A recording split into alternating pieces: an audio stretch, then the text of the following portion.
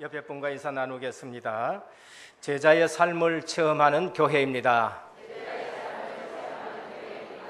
제자의 축복을 누립시다. 그리스도 안에서 축복하는 인생 되기를 주님의 이름으로 축원드립니다.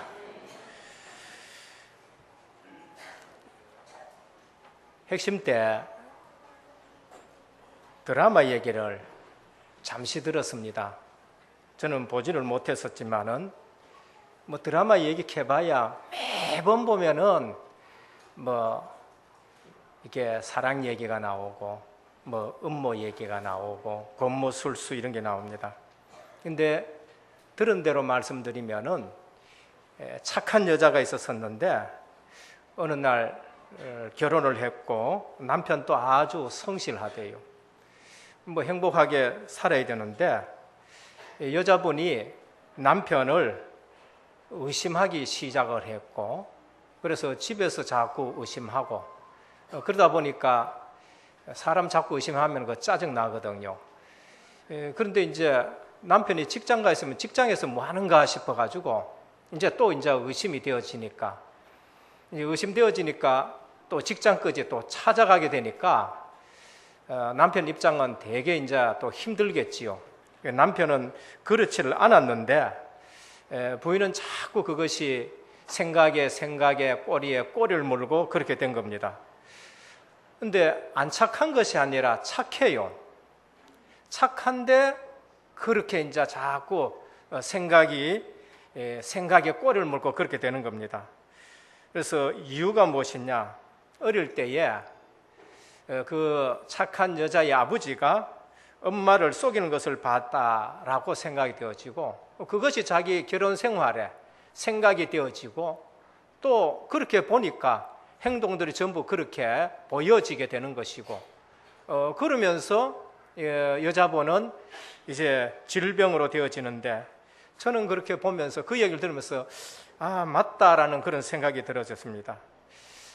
우리 자녀들에게 뭐가 심겨지느냐, 이게 너무나도 중요한 것이지요. 그래서 오늘 우리 생각 속에 뭐가 심겨지느냐, 우리가 신앙생활을 어떻게 하느냐에 따라 가지고 이 자녀들에게까지 그게 영향이 가요. 그 유대인들의 격언 중에 보면은 부모의 팔자가 자녀의 반팔자다, 그런 얘기도 없잖아 있는 것입니다. 들어간들 대로 생각이 뭐가 들어갔느냐에 따라 가지고 그것이 무의식 중에 자꾸 나오는 거죠. 부동산 하시는 장로님이 계시는데 엿새 동안 계속 부동산을 쭉 하시다가 교회 와서 앞에서 찬송을 인도하는데 305동 찬송 부릅시다. 생각이 엿새 동안 계속 거기에 잡혀져 있다 보니까 교회 와서도 이제 그게 튀어나오는 것입니다. 그래서 오늘 우리의 삶이, 영적인 삶이 놓쳐지지 않기를 축원드립니다. 우리는 영혼이 잘 되어야 되고, 그 다음에 범사가 잘 되어야 되고, 강건하기를 원하노라 그랬습니다. 예수 생명, 예수 능력, 예수 치유, 예수 증인이 늘 우리 가슴 속에 있어야 되는 것이죠. 지난 한 주간 동안에도 예수 생명, 저는 늘 그걸 이제 묵상을 했었습니다. 예수 능력, 삶을 생각을 하고 또 묵상하고, 그러면서 예수 치유 이러는 가운데 제 사촌과 같은 형제가 있는데 병원에 입원을 했어요. 얼마 살지를 못한다 하는데, 그래서 내가 소식 듣고 갔었습니다. 한 달 남았는데도 예수 생명이 있으니까 제가 가서 놀랄 만큼 얼굴이 깨끗한 걸 볼 수 있어요. 근데 그 앞에 한 분이 계셨는데 그분은 포항서 올라왔더라고요. 그분도 암이 걸려가지고 이제 다른 데로 전이가 되었었는데 덩치도 엄청나게 건강한 모습으로 보여지지만은 병이 들어있으니까 거기에 와 있어요. 그러니까 이제 사촌은 잘 믿습니다. 어쨌든 잘 믿는데 실제적으로 거기서 저보고 그래요. 거의 다 되는 것 같으니까 복음 좀 전해라. 이제까지 지가 안 전했는 것 같더라고요. 그래서 저보고 하길래 그래서 제가 가서 그랬었습니다. 교회 다녀보셨습니까? 하니까 옆에 사람 얘기가 막 부인이 포항에서 열심히 잘 다니고 막 새벽 기도에 가가지고 늘 기도하는 분이다고 그렇게 얘기를 해요. 주변은 다 믿는데요. 부인도 믿고 자녀들도 믿고 전부 다 믿는데, 그래서 믿은 지 얼마 됐냐 하니까 그냥 뭐 집사람하고 아이들하고 어느 날 이제 교회를 갔었고, 이제 가정에서 내 혼자만 안 간다는 거죠. 교회 가보셨네 하니까 갔다 그래요. 그러니까 가니까 별 의미 없고 지루하죠. 그러니까 한 두 번 갔는데 너무 지루해가지고 그냥 그 다음에 갈 필요도 못 느껴 가거든. 그래서 교회에 갈 이유, 예수를 믿어야 될 이유에 대해서 제가 말씀드리겠습니다 하고 원래 인간부터 생각합니다. 원래 인간은 지금 이처럼 아프고 고통당하고 이런 것이 아니다고. 원래 인간은 우리 육신만 가진 것이 아니고 우리 눈에 보이지 않는 하나님의 형상이 있는 것이 그게 원래 인간이고 그게 영혼이다.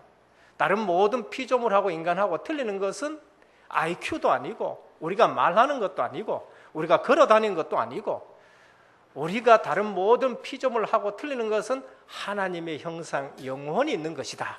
이제 이거부터 시작하는 겁니다.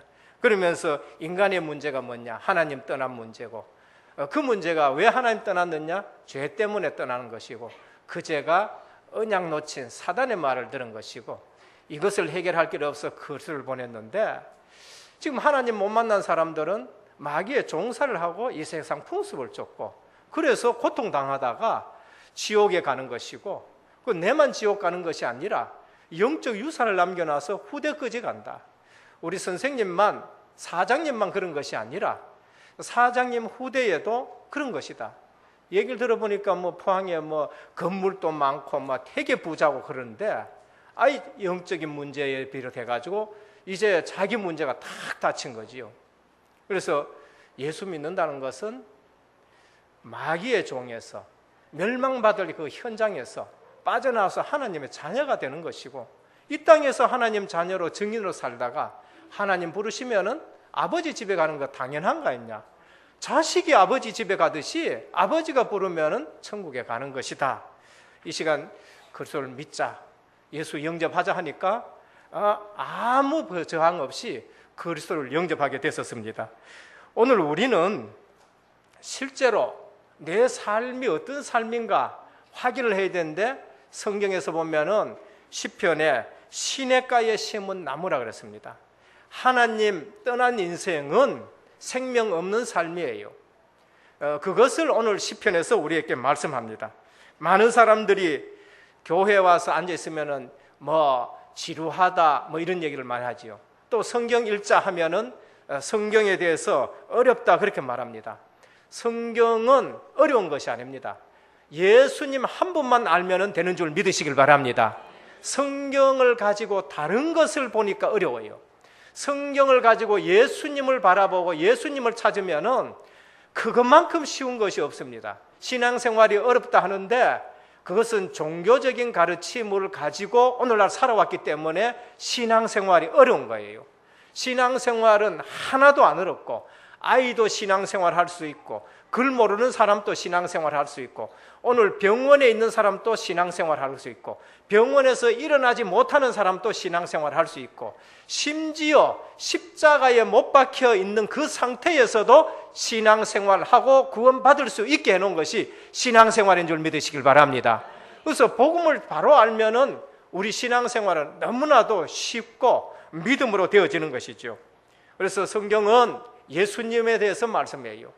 그래서 구약은 인생의 문제를 누구도 해결할 수 없어서 예수 그리스도를 보내겠다, 그 약속을 예언하고 예언한 것이 구약이에요. 신약은 그 예언된 분이 오셨는데 예수라는 분이 그리스도라는 것이 신약 성경인 것입니다. 그래서 구약 성경을 보면은 율법서와 역사서와 예언서, 시가서로 되어 있어요. 율법서는 모세 오경이라 하는데 그 모세 오경을 보면은 늘 양의 피 얘기가 나와요. 그것은 무엇을 말하느냐? 그리스도의 제사장직을 말합니다. 그리스도가 제사장으로서 우리 대신 유월절 어린 양처럼 피 흘려서 우리 죄를 대속해 주겠다. 그거 약속하신 것이죠. 역사서는 무엇이냐?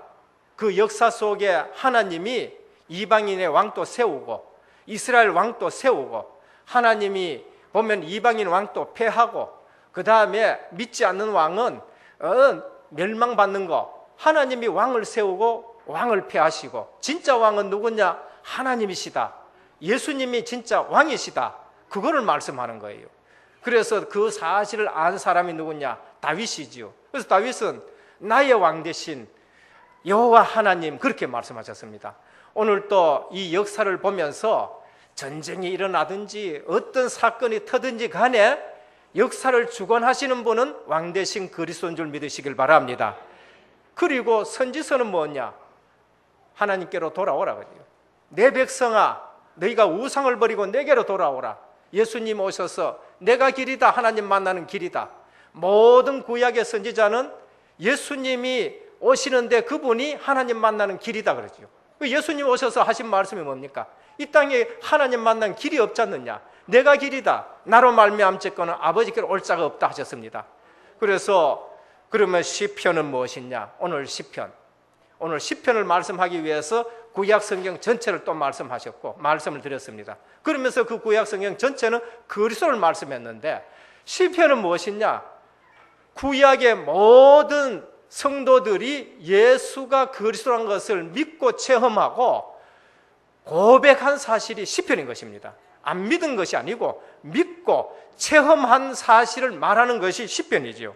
그래서 시편은 예수 믿고 구원받은 자들의 체험의 고백인 것입니다. 그래서 시편 읽으면은 우리의 기도가 돼요.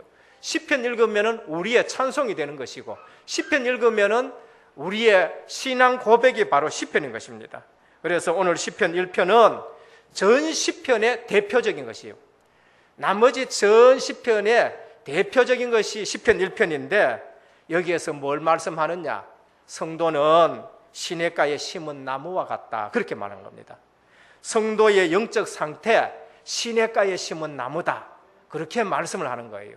오늘 여러분들이 시냇가에 심은 나무, 다시 말씀드려서 구원받은 하나님의 백성으로 생명의 강줄기에 심겨진 신분이 변화된 줄 믿으시길 바랍니다. 그게 시편 1편이에요. 그런데 또 한 사람이 나와요. 그게 뭐냐?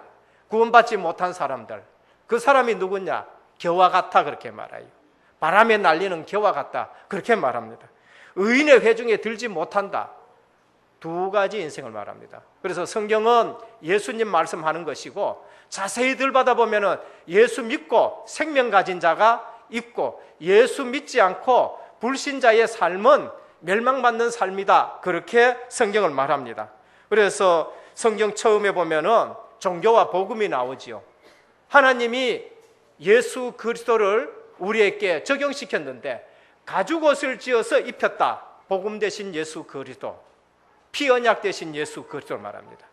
그런데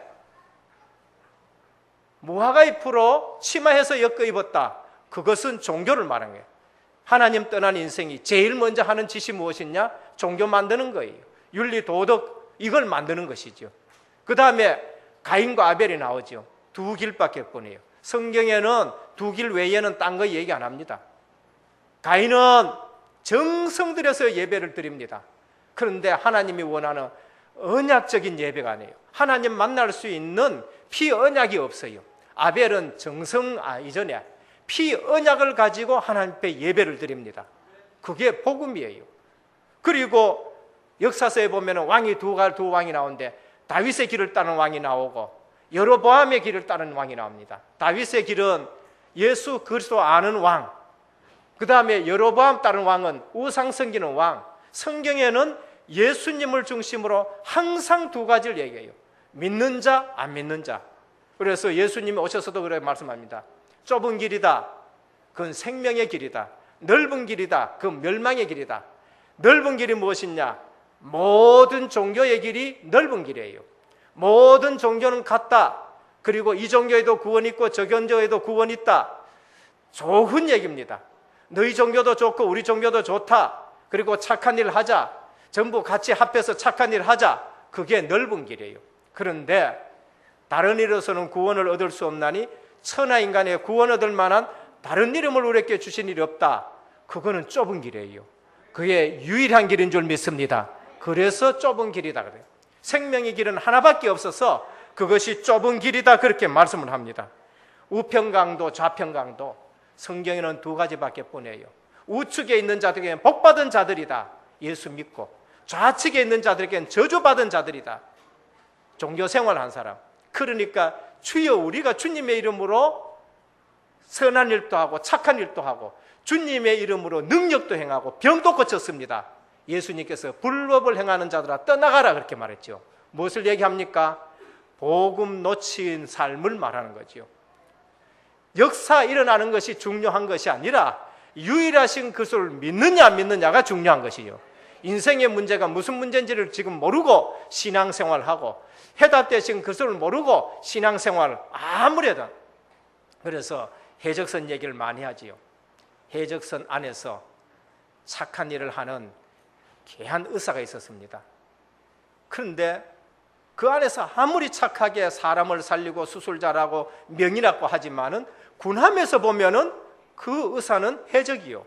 이게 하나님 떠난 인생들이고 이 지구상의 문제인 것입니다.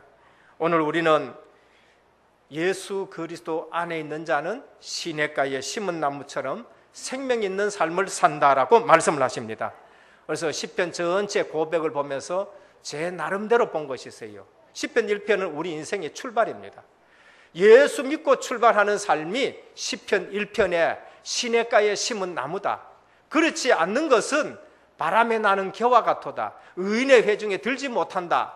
오늘 우리 모든 성도님들의 시작이 예수 그리스도 안에서 새 생명 얻은 생명의 강줄기에 뿌리 내린 성도의 삶인 줄 믿으시기를 바랍니다.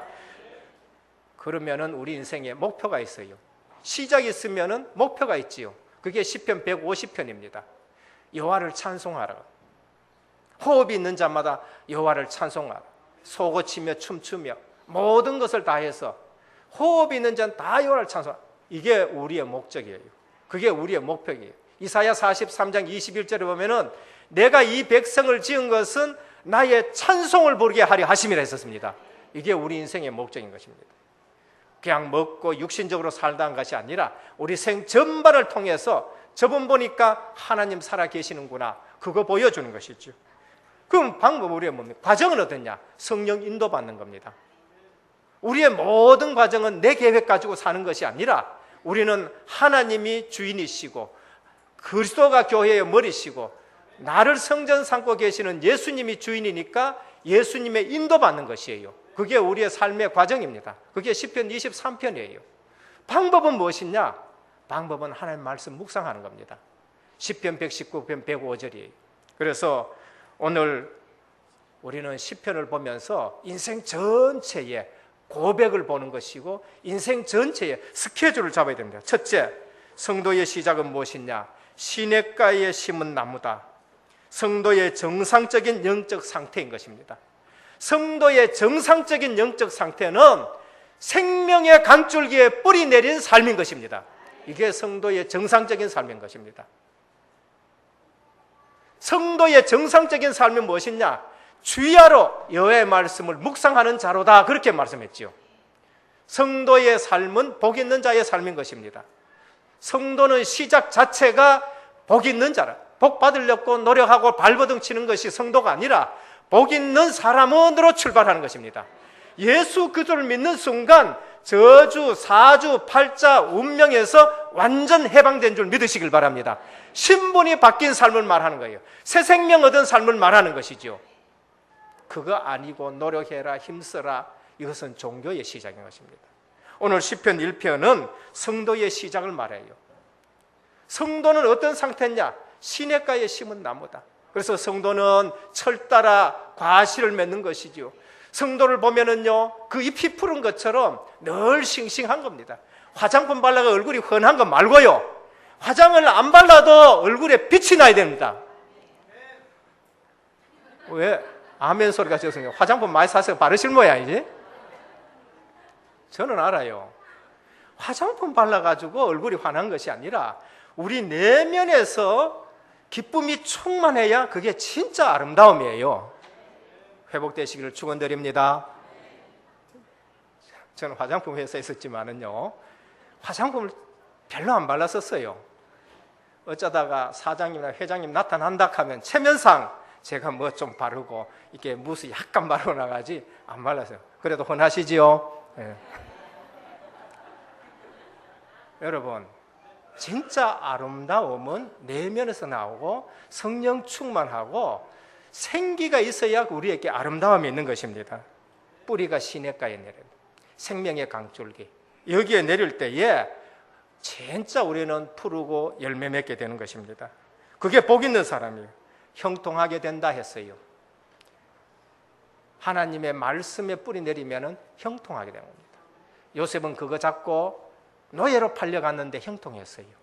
요셉은 감옥에 갔는데 하나님이 형통하다 그랬어요. 참 형통의 의미가 무엇이냐? 하나님이 말씀하시는 형통이에요.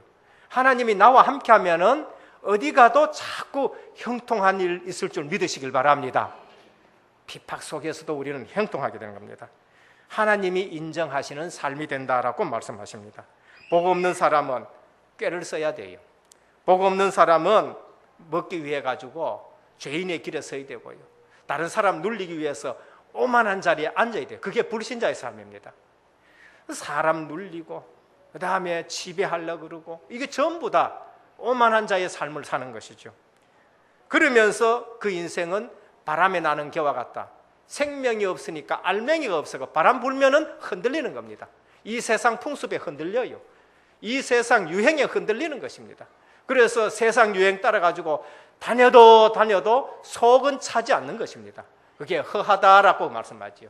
하나님 만나면 허한 거 끝나는 것입니다. 하나님 만나면 방황이 끝날 줄 믿으시길 바랍니다. 생명 있는 자는 결코 흔들리지 않는 것이죠. 그래서 오늘 또 우리는 결과를 바꿀 수 없는 인생이 생명 있는 자의 인생이고 생명 없는 자의 인생이다, 그렇게 말합니다. 둘째는 성도의 삶의 목표입니다. 시편 150편이죠.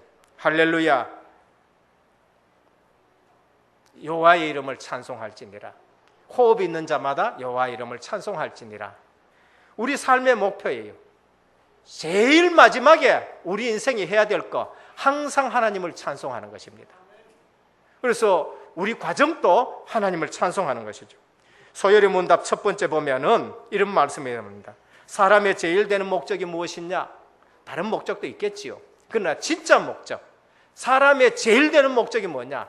밥 먹는 거, 잘 사는 거, 그게 아니고 하나님을 영화롭게 하고 영원토록 그를 즐거워하는 것이다. 하나님 앞에 영광 돌리는 거, 하나님을 기뻐하는 거, 찬송하는 거, 그게 우리의 제일 되는 목적이에요. 그래서 예수님께서 너희는 먹는 거, 입는 거, 마시는 거 걱정하지 말아라. 그거는 불신자가 하는 일이다. 불신자가 너희에게 그거 있어야 될 줄 안다 하셨어요. 오늘 하나님의 소원 붙들고 방향 맞추고 하나님 영광이 내 기준이 되는 사람은 그 모든 거 붙일 줄 믿으시길 바랍니다. 바울은 고린도전서 10장 31절에 먹든지 마시든지 무엇을 하든지 하나님의 영광을 위해서 하라 그랬습니다. 이걸 먹어야 되느냐 안 먹어야 되느냐? 하나님 영광 되면 먹고요, 하나님 영광 안 되면 먹지 말아야 돼요. 이건 마셔야 되느냐 안 마셔야 되느냐? 하나님 영광 되면 마시고 하나님 영광 안 되면 안 마시면 되는 것입니다. 그게 성숙한 신앙이에요. 고린도서에서 10장 23절에 보면은 모든 것이 가나 모든 것이 유익한 것이 아니요 모든 것이 가나 모든 것이 덕을 세우는 것이 아니라. 하나님 앞에 덕이 되느냐? 그럼 하면 돼요. 하나님 앞에 덕이 안 된다? 그럼 안 하면 되는 거예요. 교회에 덕이 되느냐? 하면 돼요. 교회에 덕이 안 된다? 안 하면 되는 겁니다. 이게 복음 전하고 생명 살리는 일에 내가 이게 덕이 되느냐? 그러면 하면 돼요. 아니면 안 하면 돼요. 이게 성숙한 삶인 것입니다. 오늘 또 하나님의 영광을 본 자들은 성소에서 찬양하고 궁창에서 찬양하고 하나님의 위대한 역사 앞에서 찬양하고 모든 악기를 다 동원해서 찬양하라, 그렇게 말씀했었습니다. 오늘 우리 찬양대도 앞으로 이러한 찬양 일어나기를 축원드립니다.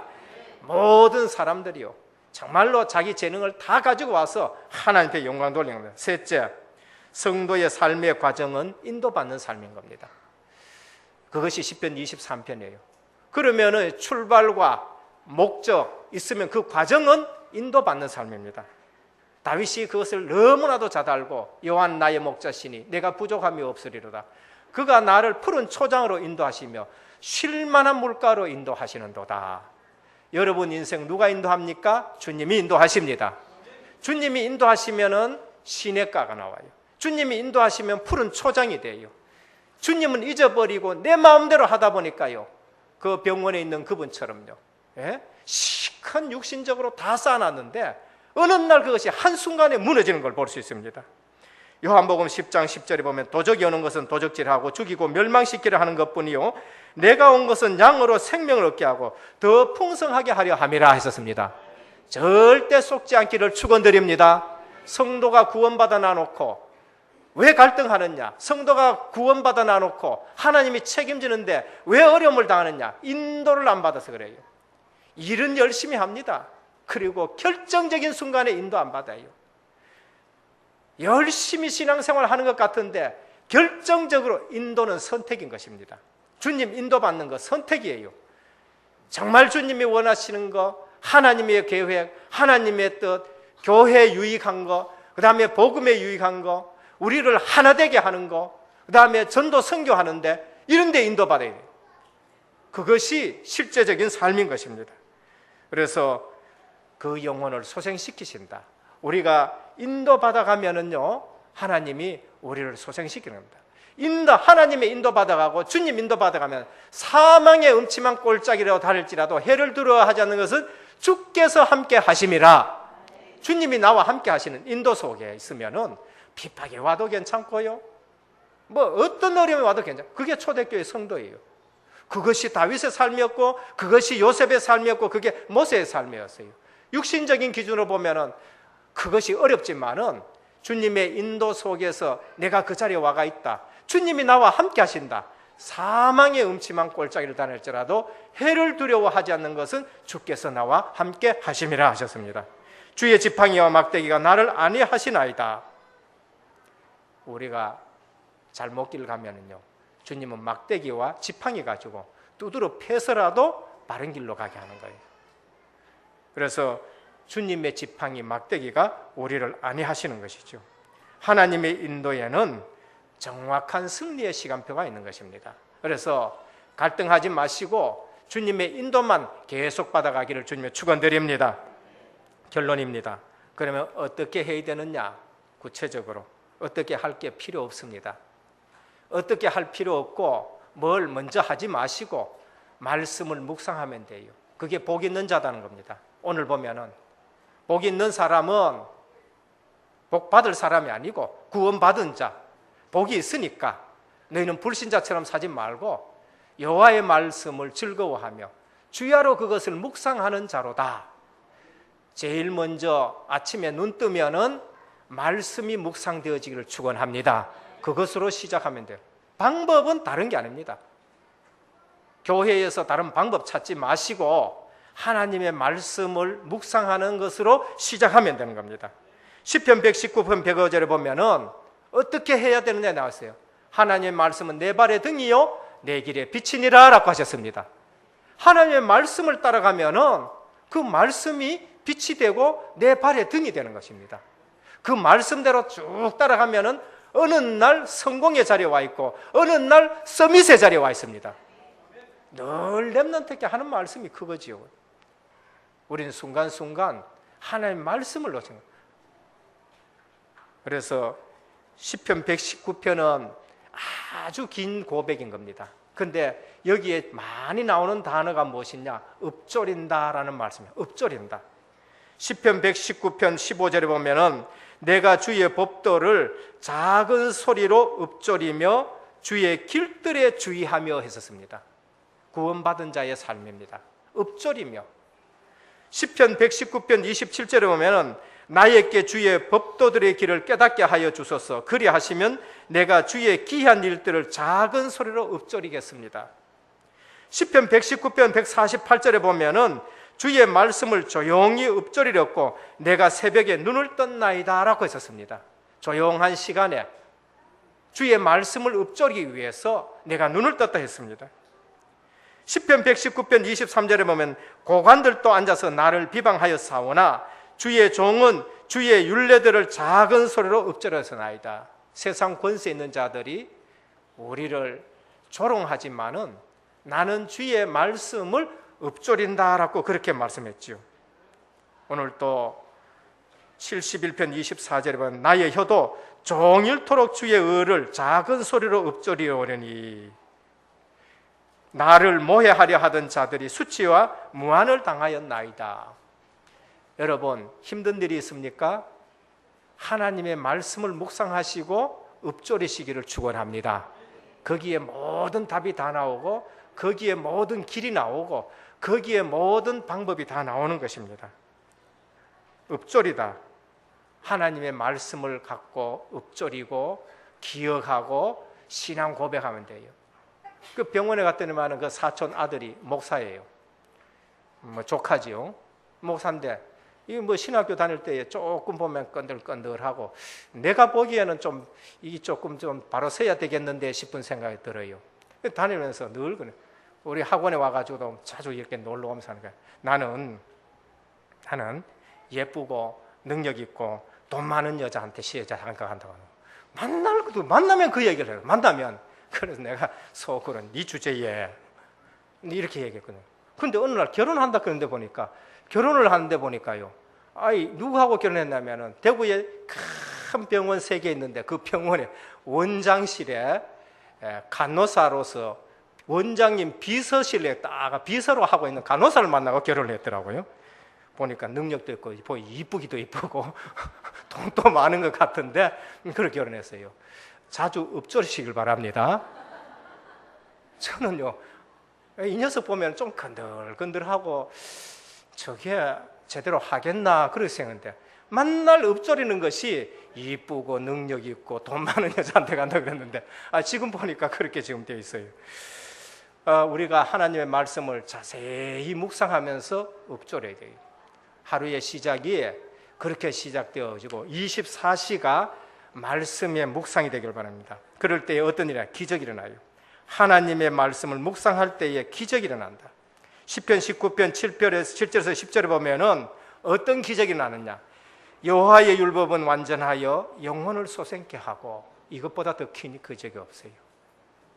여호와의 증거는 확실하여 우둔한 자로 지혜롭게 하며 여호와의 교훈은 정직하여 마음을 기쁘게 하고 여호와의 계명은 순결하여 눈을 밝게 하고 여호와를 경외하는 도는 정결하여 영혼까지 이루고 여호와의 규례는 확실하여 다 의로우니 금고 많은 정금보다 더 사모할 것이며 꿀과 꿀송이보다 더 달도다. 여러분, 하나님 말씀을 먹어보면은요, 그게 꿀과 꿀송이보다 더 달고요. 하나님 말씀을 우리가 사모하면은 그 율법이 완전해서 우리의 영혼을 소생한다 그렇습니다. 믿음으로 묵상할 때에 큰 치유의 변화가 일어나요. 큰 치유가 일어나고 변화가 일어난 겁니다. 왜 안 되느냐? 안 되는 게 아닙니다. 말씀을 늘 묵상하되 우리 은혜교회가 이제 영성훈련 속으로 들어가기를 축원드립니다. 그래서 성경을 읽으시고 메시지를 묵상하시고 거기에서 나타나는 하나님의 능력을 누리시고 치유를 경험하시고 그래서 증인으로서는 우리 모든 성도님 되기를 우리 주 예수 그리스도 이름으로 축원드립니다. 기도하겠습니다. 하나님 감사합니다. 우리를 복 있는 자로 하나님이 구원해 주셔서 생명의 강줄기에 뿌리 내리게 하시니 감사를 드립니다. 우리가 쏟는 것은 늘 하나님의 말씀을 놓치는 것인데 하나님의 말씀이 묵상되어지게 하시고 그것이 기도 제목으로 우리의 입술에 마음에 읊조림이 끊어지지 않게 하옵소서. 그래서 시작이 복음 안에서 시작하고 우리의 목적은 하나님 영광이요 우리의 모든 과정은 인도받는 것인데 하나님 말씀을 따라 인도받아서 한 시대에 귀하게 쓰임받을 수 있는 제자의 삶이 회복되게 하옵소서. 우리 주 예수 그리스도 이름으로 기도드립니다. 아멘.